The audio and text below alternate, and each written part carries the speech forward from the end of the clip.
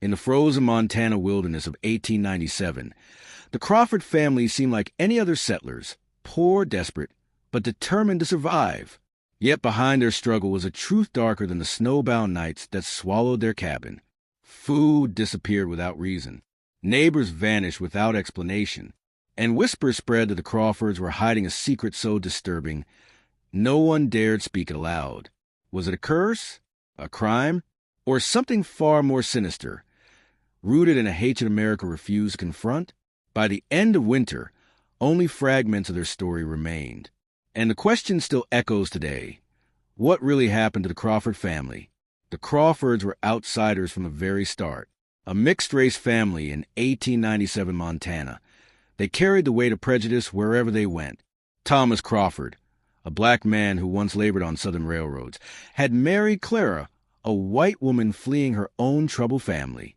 Together with their 2 young children, they sought refuge in the untamed frontier, hoping that distance from townsfolk meant freedom. Life in the Bitterroot Mountains was harsh but manageable. Thomas built a modest cabin from timber.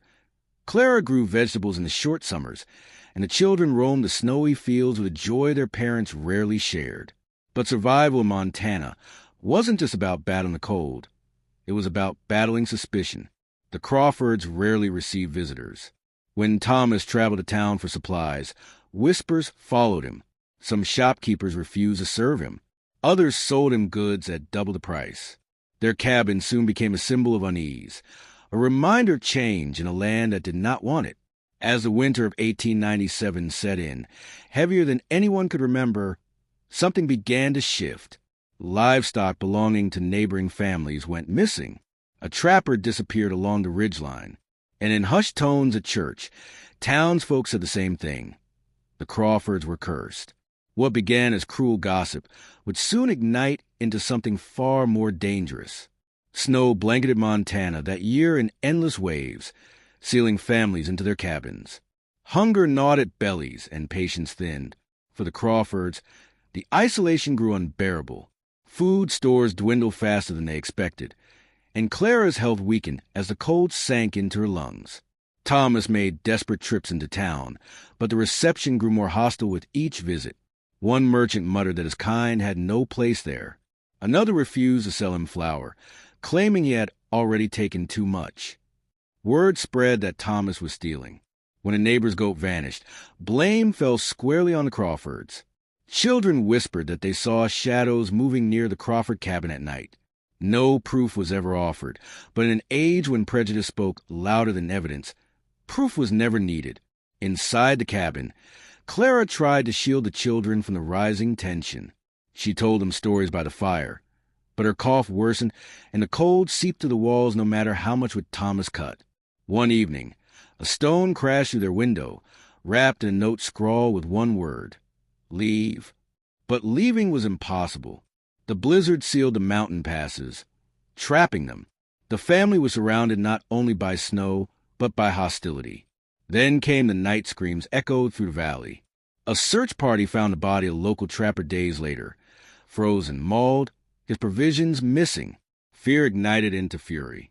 Without trial, without evidence, the townsfolk pointed their fingers at the Crawfords.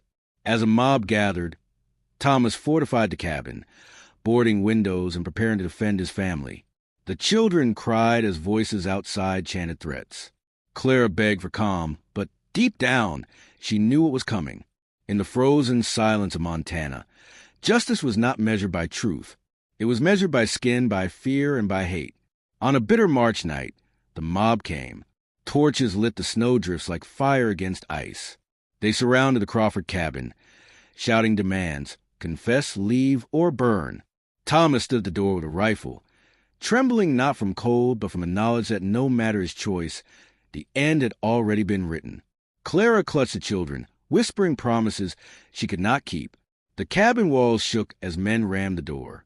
Shots rang out into the night. Some say Thomas fired first. Others insist he never lifted his weapon. What is certain is that chaos exploded in the storm. By morning, the cabin smoldered, blackened timbers jutting from the snow like broken bones. The Crawfords were gone. Some claimed they perished in the fire.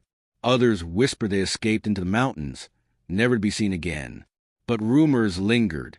Stories of travelers hearing children's cries in the woods, of hunters stumbling upon a figure moving silently between the trees.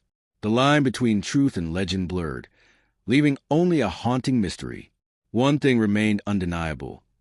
The Crawfords were erased not just by the storm, but by the prejudice that branded them guilty without trial, without mercy.